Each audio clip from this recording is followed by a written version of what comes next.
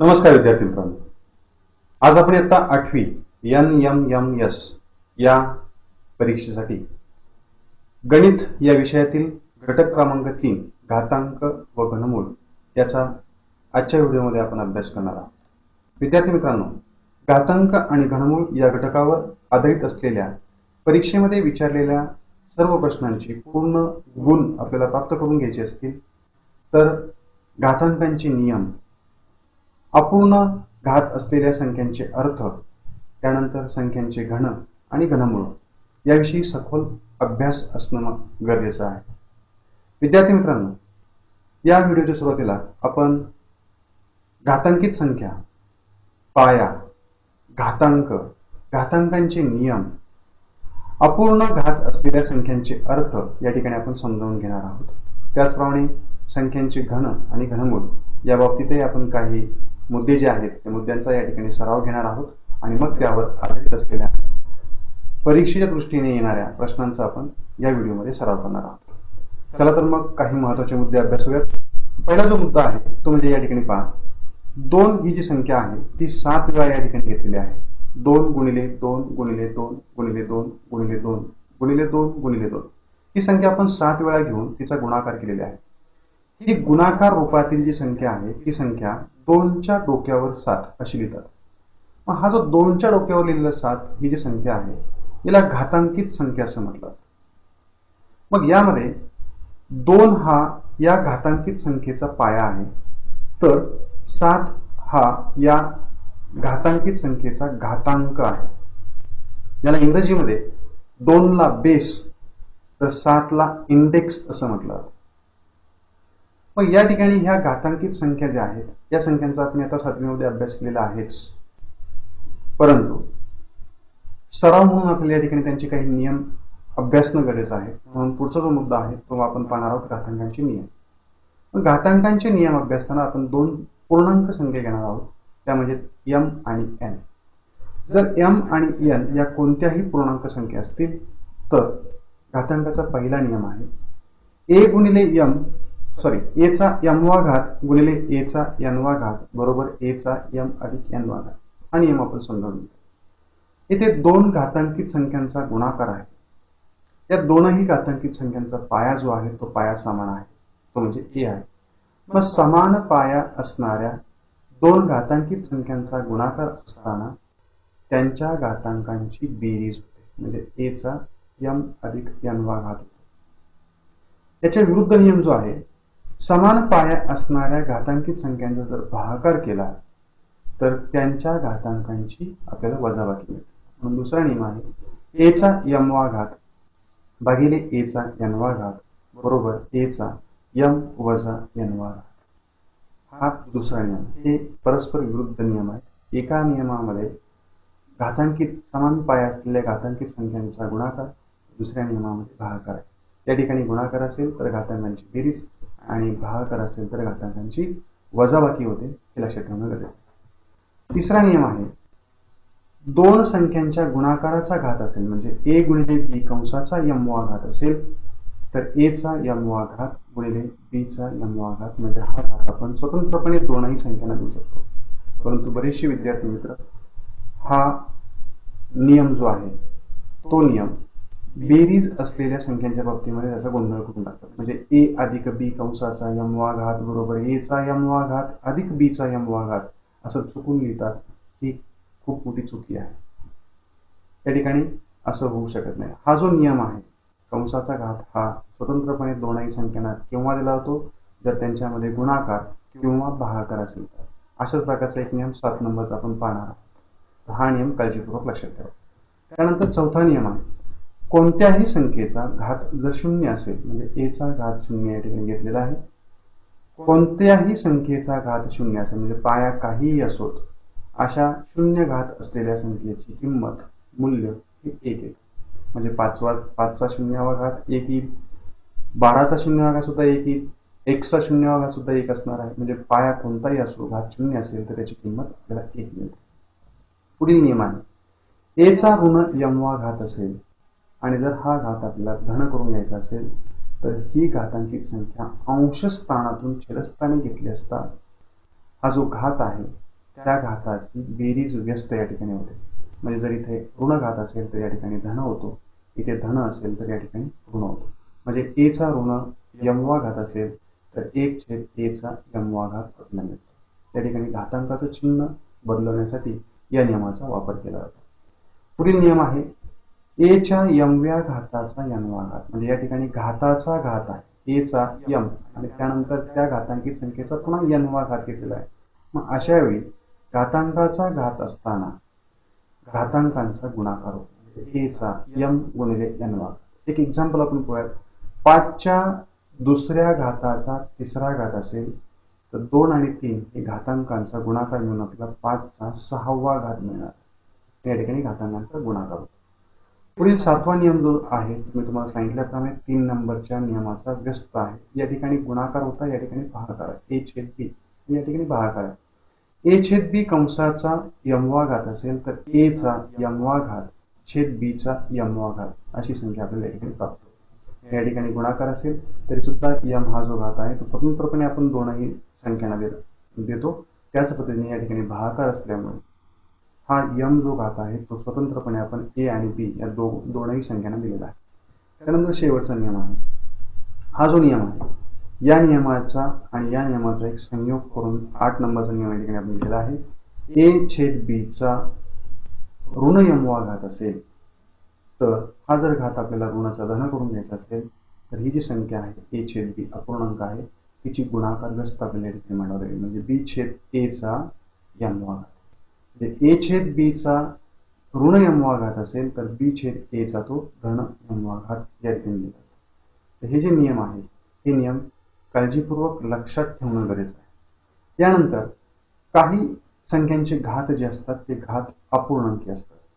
म्हणजे एखाद्या संख्येचा घात हा अंश आणि छेद या स्वरूपामध्ये दिलेला असू शकतो. मग अशा संख्येचे अर्थ समजावून घेणं आपल्याला गरजेचं आहे. या ठिकाणी एक मुद्दा आपण घेतलेला आहे. एखाद्या संख्येचा घातांक ए छेद बी असेल तर ए ही संख्या त्या संख्येचा घात तर बी ही संख्या मूळ दर्शविते. आता घात आणि मूळ हे आपल्याला माहिती असणं गरजेचं आहे. एखाद्या संख्येचा दुसरा घात असेल तर त्याला आपण वर्ग, तिसरा घात असेल तर त्याला आपण घन म्हणतो, चौथा घात असेल तर त्याला चौथा घात असा शब्द वापरला जातो. एखाद्या संख्येचं दुसरं मूळ असेल तर त्याला आपण वर्गमूळ असं म्हणतो. एखाद्या संख्येचं तिसरं मूळ असेल तर त्याला आपण घनमूळ असं म्हणतो आणि चौथं मूळ, पाचवं मूळ हे शब्द जसेच्या तसे वापरले जातात. मग लक्षात ठेवायचं आपल्याला की एखाद्या अपूर्णांक घातांक असलेल्या संख्येचा घातांकामधील अंश जो आहे तो म्हणजे त्या संख्येचा घात तर छेद म्हणजे त्या संख्येचं मूळ असतं. तर या ठिकाणी एक एक्झाम्पल आपण पाहूयात. 11चा 2/3 घात याचा अर्थ 11चा दुसरा घात आणि तिसरं मूळ आहे. म्हणजे 11च्या दुसऱ्या घाताचं तिसरं मूळ, परंतु दुसऱ्या घाताला आपण वर्ग तर तिसऱ्या मुळाला आपण घनमूळ म्हणतो. याचा अर्थ आहे 11च्या वर्गाचे घनमूळ. वर्ग म्हणजे दुसरं घात आणि घनमूळ म्हणजे तिसरं मूळ असा या ठिकाणी अर्थ घ्यायचा आहे. हे थोडंसं काळजीपूर्वक समजावून घ्या कारण आपल्याला परीक्षेमध्ये या नियमाचा वापर आपल्याला करायचा आहे आणि याच्यावरती एक्झाम्पल येऊ शकतो, उदाहरण येऊ शकतो. त्यानंतर पहा, एखादी संख्या 3 वेळा घेऊन, आता आपण घन आणि घनमूळचा अर्थ समजून घ्या. एखादी संख्या 3 वेळा घेऊन तिचा गुणाकार केल्यास येणारा जो गुणाकार आहे हा गुणाकार त्या संख्येचा घन असतो. एक्झाम्पल 6 गुणिले 6 गुणिले 6 जर केलं तर या 6 3 वेळा घेऊन जर आपण गुणाकार केला त्यांचा गुणाकार हा 216 येतो. याचा अर्थ असा आहे की 216 हा 6चा घन आहे. मग 6 गुणिले 6 गुणिले 6 ही संख्या आपण घात रूपामध्ये कशी मांडतो तर 6चा घन म्हणजे 6चा तिसरा घात बरोबर 216. आता हे विधान जे आहे याचं वाचन काय पहा, 6चा घन बरोबर 216. हेच विधान घनमुळाच्या किंवा मुळाच्या स्वरूपामध्ये जर आपल्याला बोलायचं असेल अर्थ न बदलवता तर या ठिकाणी आपल्याला असं मानता येईल 216चं घनमूळ हे 6 आहे. ज्या अर्थी 6चा घन हा 216 आहे त्या अर्थी 216चं घनमूळ हे 6 आहे. म्हणजे या ठिकाणी आपल्याला ते असं मानता येईल. घनमूळ मांडण्यासाठी आपल्याला हे जे कर्णी चिन्ह आहे ते याचा आपण वापर करतो आणि या व्ही आकारामध्ये आपण या ठिकाणी 3 लिहिलेलं आहे. याचा अर्थ 216चं घनमूळ बरोबर 6 आहे. या तीनही समीकरणांचा विधानांचा अर्थ एकच आहे. म्हणजे 6चा घन 216 याचं अर्थ न बदलता दुसरं विधान आपण म्हणू शकतो की 216चं घनमूळ हे 6 आहे. म्हणजे घन आणि घनमूळ या परस्पर पूरक अशा संकल्पना किंवा कन्सेप्ट आहेत असं आपण म्हणता येईल. आता 2 मुद्दे आपण या ठिकाणी पाहणार आहोत. 200 हे आपण शाब्दिक स्वरूपामध्ये 216चं घनमूळ 6 आहे. पुढचा मुद्दा जो अत्यंत महत्वाचा आहे तो म्हणजे धनसंख्येचा घन हा धन असतो. म्हणजे एखादा पॉझिटिव्ह नंबर असेल तर त्याचा क्यूब हा पॉझिटिव्हच असतो. म्हणजे धनसंख्या जर असेल तर तिचं घन जो आहे तो घन हा धनच असतो. मात्र ऋणसंख्येचा घन हा ऋण असतो. जसं आपण वर्गाच्या बाबतीमध्ये एक नियम अभ्यासलेला होता, संख्या धन असो किंवा ऋण असो तिचा वर्ग हा नेहमी धन असतो. पण इथे मात्र तसं आढळून येईल. धनसंख्येचा घन हा धन तर ऋणसंख्येचा घन हा ऋणच असतो. या सगळ्या मुद्द्यांवरती, नियमांवरती, घटकांवरती आधारित NMMS या परीक्षेला येणारे जे प्रश्न आहेत त्यांचं स्वरूप कसं असतं ते आपण काही सराव प्रश्नांच्या द्वारे अभ्यासणार आहोत. म्हणून चला सुरुवात करूयात सराव प्रश्नांना. सराव प्रश्नामध्ये पहिला प्रश्न आहे 3चा 5वा घात गुणिले 3चा 7वा घात भागिले 3चा 9वा घात बरोबर 3 आणि 4 एकूण पर्याय आपल्याला दिले. तर पहिले 2 नियम आपण या ठिकाणी वापरणार आहोत. तर आपण या ठिकाणी काळजीपूर्वक निरीक्षण केलं तर या ठिकाणी घातांकित संख्यांचा गुणाकार आणि भागाकार आपल्याला दिसतोय. परंतु या सर्व घातांकित संख्यांचा जो पाया आहे तो पाया प्रत्येक ठिकाणी 3 आहे. समान पाया असलेल्या घातांकित संख्यांचा गुणाकार असेल तर त्या संख्यांच्या घातांकांची बेरीज होते. म्हणून मी अंशस्थानी काय करतो पहा, 3चा 5 अधिक 7वा घात केला कारण या ठिकाणी गुणाकार आहे. पाया समान असल्यामुळे घातांकांची बेरीज केली. मग या दोघांची जी बेरीज आहे ती येणार आहे 12. म्हणजे अंशस्थानी मिळेल 3चा 12वा घात भागिले 3चा 9वा घात. आता या ठिकाणी पुन्हा 2 घातांकित संख्यांचा भागाकार आहे आणि दोघांचेही पाया समान म्हणजे 3 आहे. मग अशा वेळी भागाकार करत असताना घातांकांची वजाबाकी होते. म्हणजे आपली इथे लिहिता येईल 3चा 12 वजा 9वा घात. दोघांची जर वजाबाकी केली तर 3चा 3रा घात आपल्याला. मग 3चा 3रा घात हे आपलं या उदाहरणाचं योग्य उत्तर आहे. म्हणून उत्तराचा योग्य पर्याय आहे पर्याय क्रमांक 2. म्हणून आपण या ठिकाणी पर्याय निवडलेला आहे 2. पुढील उदाहरण आपण या ठिकाणी पाहूयात. दुसरं 0.005चा घन बरोबर 3 पर्याय. विद्यार्थी मित्रांनो या ठिकाणी दशांश चिन्हांकित संख्यांचा गुणाकार आणि घातांकित संख्यांचा अर्थ या बाबी जर आपल्याला समजलेल्या असतील तर आपण तोंडी या उदाहरणाचा घन किंवा या उदाहरणाचं उत्तर आपण शोधू शकतो. मग 0.005 आता मी प्रॉपर या ठिकाणी आधी समजावून सांगतो आणि मग ठीक आपण या ठिकाणी पाहूया. 0.005चा घन याचा अर्थ या संख्येचा 3रा घात आहे. म्हणजे ही संख्या 3 वेळा घेऊन आपल्याला गुणाकार करायचा आहे. म्हणजे 0.005 गुणिले 0.005 गुणिले 0.005. आता या ठिकाणी दशांश चिन्हांकित संख्या आहे. इथे शून्यांचा आणि दशांश चिन्हांचा आपण विचार जर केला नाही तर 5, 5 आणि 5 या संख्या शिल्लक राहतील. 5चा 3 वेळा जर गुणाकार केला, 5 ही संख्या 3 वेळा घेऊन जर आपण गुणाकार केला म्हणजे 5चा घन जर केला तर तो घन आपल्याला मिळतो 125. परंतु या ठिकाणी दशांश चिन्हांकित संख्या असल्यामुळे प्रत्येक संख्येमध्ये दशांश चिन्हाच्या उजवीकडे एकूण 3 अंक आहेत.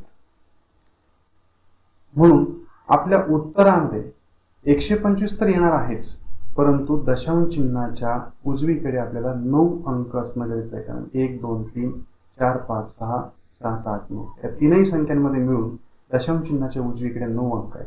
मग उत्तरामध्ये कोणत्या संख्येच्या दशांश चिन्हाच्या उजवीकडे 9 अंक दिसत आहेत तर या ठिकाणी आपण मोजून पाहूयात. 1, 2, 3, 4, 5, 6, 7, 8, 9. याचा अर्थ आपलं जे उत्तर आहे ते उत्तर असणार आहे 4 नंबर. म्हणजे या 3 संख्यांचा गुणाकार आहे 0.000000125. याचा उत्तराचा योग्य उत्तराचा किंवा बरोबर उत्तराचा पर्याय क्रमांक आहे 4. या ठिकाणी उत्तर असणार आहे पर्याय क्रमांक 4. या ठिकाणी दशांश चिन्हांकित संख्यांचा गुणाकाराचा सराव असणं गरजेचं आहे. पुढील उदाहरण आपण पाहूया. पूर्ण वर्ग आणि पूर्ण घनसंख्या असणाऱ्या लहानात लहान 2 अंकी नैसर्गिक संख्येतील अंकांची बेरीज किती असते. आता या ठिकाणी का 10, 1, 2 आणि 8 असे पर्याय आपल्याला दिलेले आहेत. या ठिकाणी काय करायचे पहा, आपल्याला पूर्ण वर्ग संख्या आणि पूर्ण घनसंख्या माहिती असणं गरजेचं आहे. या ठिकाणी उदाहरणादाखल पूर्ण वर्ग संख्या या ठिकाणी लिहून घेतो. पूर्ण वर्ग संख्या आहेत 1 चा वर्ग 1, 2 चा वर्ग 4, 3 चा वर्ग 9, 16, 25, 36, 49, 64, 81, 100 या रीतीने आपल्याला 121 वगैरे पूर्ण वर्ग संख्या मिळणार आहे. त्याच पद्धतीनं पूर्ण घन संख्या कोणत्या कोणत्या आहेत त्या आपण लिहूया. 1 चा घन आहे 1, 2 चा घन आहे 8, 3 चा घन आहे 27, 4 चा घन आहे 64, 5 चा घन आहे 125 या रीतीने आपल्याला घनसंख्याही मांडता येणं शक्य आहे. आता उदाहरणात दिलेली जी अट आहे ती काळजीपूर्वक पाहून घ्या. यातील अशी संख्या आपल्याला शोधायची आहे की जी पूर्ण वर्गही असली पाहिजे, पूर्ण घनही असली पाहिजे आणि 2 अंकी लहानात लहान संख्या असली पाहिजे. मग 2 अंकी संख्या या ठिकाणी इथून सुरू होतात पहा 16, 81, 16 ते 81 आणि या ठिकाणी म्हणतात 2 संख्या.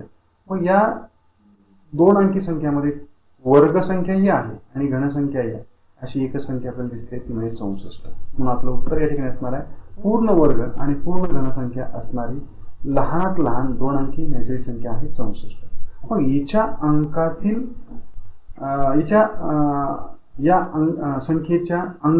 संख्येतील अंकांची जी बेरीज आहे ती बेरीज किती असेल असा प्रश्न आपल्याला विचारलेला आहे.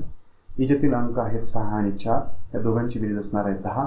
म्हणून याची बेरीज 10 हा योग्य पर्याय असणार आहे आणि त्या पर्यायाचा क्रमांक असणार आहे 1. म्हणून योग्य पर्यायाबरोबर 1 असं उत्तर आपण घेतलेलं आहे. इथे वर्ग आणि घन या 2 संख्या ज्या आहेत, 2 प्रकारच्या संख्या ज्या आहेत त्यांचं ज्ञान जे आहे आपल्याला ते आपण या ठिकाणी वापरलेलं आहे. पुढील संख्या पहा.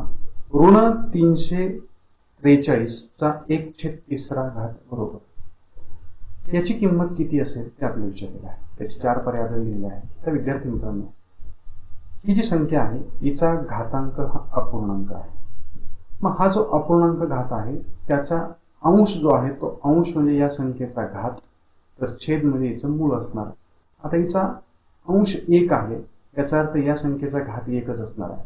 पण ज्या संख्येचा घात 1 असतो त्याची किंमत तीच संख्या मिळते. म्हणजे 5 चा पहिला घात बरोबर 5च मिळणार आहे. ऋण 7 चा पहिला घात बरोबर ऋण 7च मिळणार आहे. त्या पद्धतीने इथे घात हा 1 असल्यामुळे याचा आपण विचार करणार नाही. परंतु छेद मात्र या ठिकाणी 3 आहे.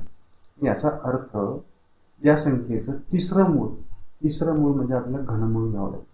मग जर ऋण 343 घनमूळ आपल्याला घ्यायचं असेल तर विद्यार्थी मित्रांनो किमान 1 ते 20 या संख्या 1 ते 10 तरी किमान आपल्याला संख्यांची घन माहिती असणं गरजेचं आहे. तर 343 हा कोणत्या संख्येचा घन आहे तर तो 7चा घन आहे.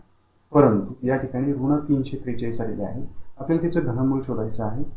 मग आपल्याकडे एक नियम आहे. ऋण संख्येचे घनमूळ हे ऋण असते. याचा अर्थ 343 जर घनमूळ हे 7 असेल तर ऋण 343 घनमूळ हे ऋण 7 असणार आहे. तर ऋण संख्येचं घनमूळ जे असतं ते ऋण असतं. म्हणून या ठिकाणी आपल्याला असं म्हणता येईल देअरफॉर ऋण 343 घनमूळ हे ऋण 7 असेल आणि ऋण 7 हा दुसरा पर्याय आहे. म्हणून योग्य उत्तराचा पर्याय असणार आहे तो. तर हे अपूर्णांकी घात असलेल्या संख्यांचा जो अर्थ आहे तो अर्थ आणि हा एक जो नियम आपण अभ्यासलेला आहे त्या नियमांचा आधार घेऊन आपण हे उदाहरण शिकवलं आहे. थोडंसं काळजीपूर्वक पहा. त्यानंतर 5वं उदाहरण आपण या ठिकाणी पाहूयात. 225च्या घनाचे वर्गमूळ. आता घन म्हणजे घात आणि वर्गमूळ म्हणजे छेद. मग इथं वर्गमूळ म्हणजे दुसरं मूळ म्हणजे 2 हा छेदस्थानी असणार आहे. मूळ हे छेदस्थानी असतं अपूर्णांकी घात संख्येमध्ये आणि घन हा घात आहे तो अंशस्थानी असणार आहे. या ठिकाणी आपल्याला असं म्हणता येईल आपण एक नियम अभ्यासला होता की एखाद्या संख्येचा a/b असा घात असेल तर a ही संख्या घात तर b ही संख्या मूळ दर्शवते. म्हणजे मूळ हे त्या घातांकित संख्येच्या अपूर्णांकी घातांकामध्ये छेदस्थानी येते तर घात हा अंशस्थानी येतो. याचा अर्थ 225चा घन म्हणजे तिसरा घात हा वरती येईल. तर वर्गमूळ म्हणजे दुसरं मूळ म्हणजे 2 हा छेदस्थानी येईल. मग 225चा तिसरा घात म्हणजे वरती आणि छेदस्थानी दुसरं मूळ येणार आहे. म्हणजे आपल्या उत्तराचा जो योग्य पर्याय आहे तो पर्याय क्रमांक असणार आहे 1. 225चा 3/2 घात हा आपला योग्य क्रमांक असणार आहे पर्यायाचा. म्हणजे पर्याय क्रमांक 1. 225च्या घनाचे वर्गमूळ हे 225चा 2/3 घात या पद्धतीने आपल्याला लिहिता येईल. त्याच प्रकारचं पुढचं उदाहरण आपण पाहूयात. 81च्या चौथ्या मुळाचा घन. आता चौथं मूळ आहे म्हणजे याचा अर्थ ते छेदस्थानी येईल आणि घन हा घात आहे तो अंशस्थानी येईल. या ठिकाणी आपल्याला कसं लिहिता येईल पहा. 81च्या हाच नियम आपण या ठिकाणी वापरतो आहोत. 81च्या चौथ्या मुळाचा घन कसं लिहिता येईल. तर 81चं चौथं मूळ म्हणजे त्याच्या 81च्या घातामध्ये 4 हा छेदस्थानी तर घन असल्यामुळे 3 हा अंशस्थानी आपण घेणार आहोत. म्हणजे 81चा 3/4 घात घेणार आहोत. आता 81चा 3/4 घात हा कसं लिहिता येईल. तर 81 म्हणजे 3 हा 4 वेळा घेऊन गुणाकार केल्यास आपल्याला 81 मिळतं. म्हणून 81 आपण कसे लिहिले पहा. 3/4 घात आणि या 81चा 3/4 घात होता म्हणून या ठिकाणी आपण 3/4 आहेत असं ठेवलेलं आहे. आता या घातांकाचा घातांक असताना घातांकांचा गुणाकार होतो म्हणजे 4 गुणिले 3/4 असं होणार आहे. परंतु हा 4 अंशस्थानी आणि हा छेदस्थानी असल्यामुळे कॅन्सल होईल. म्हणजे आपल्याला शिल्लक राहील 3/3 आणि 3/3 घात म्हणजे 3 आपल्याला 3 वेळा घेऊन त्याचा गुणाकार करावा लागेल. म्हणजे 3 गुणिले 3 गुणिले 3 केलं तर 3 त्रिक 9 आणि 9 त्रिक 27 आपल्याला मिळतील. म्हणजे या ठिकाणी आपलं योग्य उत्तर आहे 27 आणि त्याचा क्रमांक आहे 2 म्हणून योग्य पर्याय असणार आहे आपला 2 नंबर. या ठिकाणी फक्त हे काळजीपूर्वक समजून घ्या की एखाद्या अपूर्णांकी घात असलेल्या संख्येचं मूळ हे त्या अपूर्णांकी घातांकामध्ये छेदस्थानी तर घात हा अंशस्थानी येतो हे फक्त लक्षात ठेवायचं आहे. त्यानंतर पुढील उदाहरण आपण पाहूयात. घनमूळ 10⁻³ घात अधिक 3 गुणिले 10⁻² घात अधिक 3 गुणिले 10 अधिक 1 बरोबर किती असेल. याचे पर्याय दिलेले आहेत 10, 3, 11 आणि 13.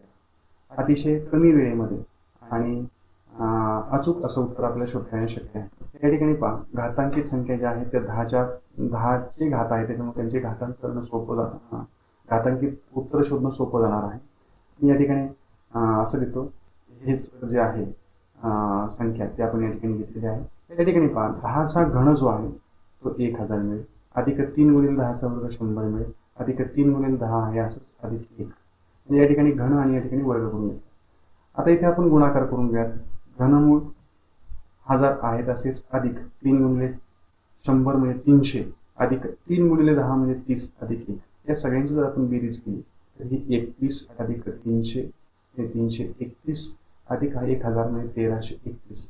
यासाठी या ठिकाणी आपल्याला मिळेल सगळ्यांची बेरीज घनमूळ 1331. आता 1331 आपले जर घनपाठ असतील तर 1331 हा 11चा घन आहे. या ठिकाणी आपण असं म्हणू शकतो 11च्या घनाचं घनमूळ. या ठिकाणी 3 घातांकाने हा जो करणीचा कोटी आहे तो समान होतो. मग या ठिकाणी घन आणि घनमूळ एकमेकांची विरुद्ध क्रिया आहेत म्हणून ही जी 11 ही संख्या आहे ती बाहेर येणार आहे. म्हणजे आपलं उत्तर असणार आहे 11.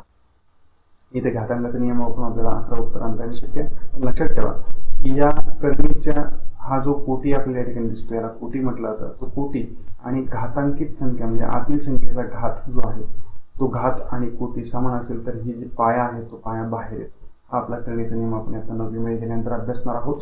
आता या ठिकाणी ट्रिक म्हणून तुम्ही लक्षात ठेवायला हरकत नाही. घातांकाचा नियम आपण मग ही जी संख्या आहे या संख्येचं योग्य मूल्य किंमत आहे 11. या उत्तराचा पर्याय क्रमांक आहे 3 आणि योग्य पर्याय क्रमांक आपण 3 निवडला आहे. त्यानंतर पुढील संख्या पहा 0.512 चं घनमूळ बरोबर 3/9. आता विद्यार्थी मित्रांनो या ठिकाणी आपण पाहून घेऊ. अगदी सहज आपल्याला एक लक्षात ठेवता येईल की 512 घातांकित संख्या जी आहे ही जी घनमूळ आपल्याला जिथे शोधायचं आहे ती संख्या ही अपूर्णांक संख्या नाही, दशांश अपूर्णांक संख्या नाही असं थोड्या वेळ गृहीत धरा. 512 ही संख्या आहे. 512 हा कुणाचा घन आहे तर 8चा. परंतु पर्यायामध्ये प्रत्येक ठिकाणी आपल्याला 8 दिसतो आहे. मग या संख्येमध्ये ही जी संख्या आहे 0.512 ही संख्या यापैकी कोणती संख्या 3 वेळा घेतल्यानंतर आपल्याला तिचा गुणाकार केल्यानंतर ही संख्या आपल्याला मिळेल. इथं जर ही संख्या 3 वेळा घेतली 0.08 गुणिले 0.08 गुणिले 0.08 तर तीनही संख्यांच्या मध्ये मिळून दशांश चिन्हाच्या उजवीकडे इथे 2 पुढील संख्येमध्ये 2 आणि त्या पुढील संख्येमध्ये 2 असे एकूण 6 अंक दशांश चिन्हाच्या आपल्याला उजवीकडे मिळतील. पण इथे मात्र 3च अंक दिसत आहेत. मग या ठिकाणी आपण जर असा काळजीपूर्वक विचार केला 0.8 ही जी संख्या आहे ती जर घेतली तर 0.8चा 3 वेळा घेऊन आपण जर गुणाकार केला तर तो गुणाकार 0.512 असा आपल्याला मिळेल. म्हणजे 0.512 ही संख्या आपण 0.8 चा घन असे या रीतीने आपण मांडू शकतो. या संख्येचं घनमूळ आहे इथे कोटी आणि घातांक समान, म्हणजे घन आणि घनमूळ या एकमेकांच्या विरुद्ध क्रिया आहेत असं म्हणायला हरकत नाही. म्हणून ही जी पाया आहे तो पाया बाहेर आपलं उत्तर असणार आहे 0.8. म्हणजे आपल्या या उत्तराचा योग्य क्रमांक आहे तो म्हणजे पर्याय क्रमांक 4 हे आपलं उत्तर असणार. या ठिकाणी विद्यार्थी मित्रांनो आपल्या असे लक्षात आलं पाहिजे की घातांकित संख्यांच्या बरोबरच आपल्याला दशांश अपूर्णांकित संख्यांच्या गुणाकाराच्या बाबतीत सुद्धा सखोल अभ्यास असणं गरजेचं आहे. त्यानंतर पुढील उदाहरण आपण या ठिकाणी पाहूयात. 729 चं घनमूळ बरोबर 9 आहे, तर 0.0000729 या संख्येचं घनमूळ किती असेल? पुन्हा दशांश अपूर्णांक संख्या, याचा अभ्यास आपल्याला असणं गरजेचं आहे. या ठिकाणी पहा, आपण जर या ठिकाणी विचार केला तर या ठिकाणी दशांश चिन्हाच्या उजवीकडे एकूण 6 अंक आहेत आणि या 6 आपण घनमूळ घेतो आहोत म्हणून 3-3 चे जर गट केले तर 3-3 चे किती गट होतील? तर हा पहिला एक गट आणि हा दुसरा एक गट. याचा अर्थ आपली जी संख्या आहे उत्तराची इथे 3-3 चे 2 गट झालेत, म्हणजे त्या संख्येमध्ये दशांश चिन्हाच्या उजवीकडे 2च अंक असले पाहिजे. म्हणजे ती 2 अंक असलेली संख्या कोणती आहे? तर 0.09. हे आपलं केवळ निरीक्षणाने आपलं उत्तर नोंदवता येणं शक्य आहे. वेगळ्या भाषेमध्ये सांगायचं म्हटलं तर 729 चं घनमूळ बरोबर 9 आहे, कारण 729 ही संख्या आपण 9 चा 3 वेळा गुणाकार करून आपण मिळवू शकतो. म्हणून 9 चा 3रा घात या ठिकाणी लिहिला, याचं घनमूळ घेतलं. घनमूळ आणि घन एकमेकांच्या विरुद्ध क्रिया असल्यामुळे पाया बाहेर आलेला आहे 9. हे जर आपण ज्ञान या ठिकाणी वापरलं, या ठिकाणी पहा 0.0000729 चं घनमूळ घेतलं तर 0.0000729 ही संख्या आपल्याला कोणत्या स्वरूपात मांडता येईल? तर 0.909 ही संख्या 3 वेळा घेऊन जर गुणाकार केला तर आपल्याला 0.0000729 ही संख्या मिळू शकेल. म्हणून ही संख्या आपण 0.09 चा घन या स्वरूपात मांडू शकतो. या ठिकाणी घनमूळ आणि घन ही संख्या या क्रिया एकमेकांच्या विरुद्ध असल्यामुळे हा जो पाया आहे 0.09 हा जसाच्या तसा बाहेर येईल, म्हणजे आपलं योग्य उत्तर असणार आहे 0.09 आणि या योग्य उत्तराचा पर्याय क्रमांक असणार आहे 2. म्हणजे योग्य पर्याय क्रमांक 2. आपण एक शेवटचं उदाहरण या ठिकाणी पाहूया. शेवटच्या नियमावरती आधारित असणार आहे. कंसामध्ये 3/7 कंसाचा ऋण 3रा घात. आता ही संख्या जी आहे या संख्येचं या खालीलपैकी कोणत्या संख्येशी ती सममूल्य असणार आहे हे आपल्याला शोधायचं आहे. तर या ठिकाणी पहा, हा जो घातांक आहे तो घातांक जर आपल्याला धन करायचा असेल तर 8 नंबरचा नियम आहे की हा जो पाया आहे अपूर्णांकी पाया त्याचा आपल्याला गुणाकार व्यवस्थित घ्यावा लागेल. म्हणजे 7/3 जर आपण घेतलं तर हा जो घातांक आहे तो घातांक धन होईल. म्हणजे 7/3 या ठिकाणी आपल्याला दिसतोय, परंतु या ठिकाणी हा घातांक धन झालेला नाही. या ठिकाणी आपल्याला हा पर्याय घ्यावा लागेल 7/3 म्हणजे त्याचा घातांक 3. म्हणजे 3/7 चा ऋण 3रा घात असेल तर ती संख्या आपण धन करण्यासाठी याचा गुणाकार व्यस्त म्हणजे 7/3 आणि त्याचा घातांक हा धन घेऊ शकतो. म्हणजे याचा हा जो नियम आहे a/b चा ऋण यामुळा घात असेल तर b/a चा धन यामुळा घात आपण लिहितो. म्हणजे ही संख्या आपण व्यस्त केली आणि हा घात जो आहे तो ऋणाचा धन केला. तोच नियम या ठिकाणी आपण वापरला तर आपल्याला योग्य उत्तराचा पर्याय क्रमांक मिळणार आहे 3. म्हणजे 7/3 चा धन 3रा घात हा आपला योग्य पर्याय असणार. विद्यार्थी मित्रांनो, यावर आधारित आपल्याला 1 किंवा 2 उदाहरण नेहमी आपल्याला NMMS या परीक्षेला येतील. हे घातांकाचे नियम अतिशय सोपे आहेत, फक्त एकदा डोळ्याखालून घाला. आता 7वी पासून आपण ते अभ्यास करू. 8वीला आपण रिव्हिजन घेतलेलं आहे. 8वीला आपल्याला एक प्रकरण आहे घातांक. यापूर्वीच घातांक आणि घनमूळ, इंडायसेस आणि क्यूब रूट यावरती मी या प्रकरणावरचे 2-3 व्हिडिओ बनवले आहेत. ते आपल्या चॅनलवरती उपलब्ध आहेतच, तेही तुम्ही जरूर पहा. आणि या घातांकित संख्या ज्या आहेत त्यांचे अर्थ, घातांकाचे नियम, संख्यांचे घन आणि घनमूळ यांचाही सखोल अभ्यास करा. यावर आधारित असलेल्या प्रश्नांची तुम्हाला 100% पैकीच्या पैकी गुण आपल्याला NMS परीक्षेला मिळवता येतील. व्हिडिओ शेवटपर्यंत पाहिला त्याबद्दल धन्यवाद. काळजी घ्या.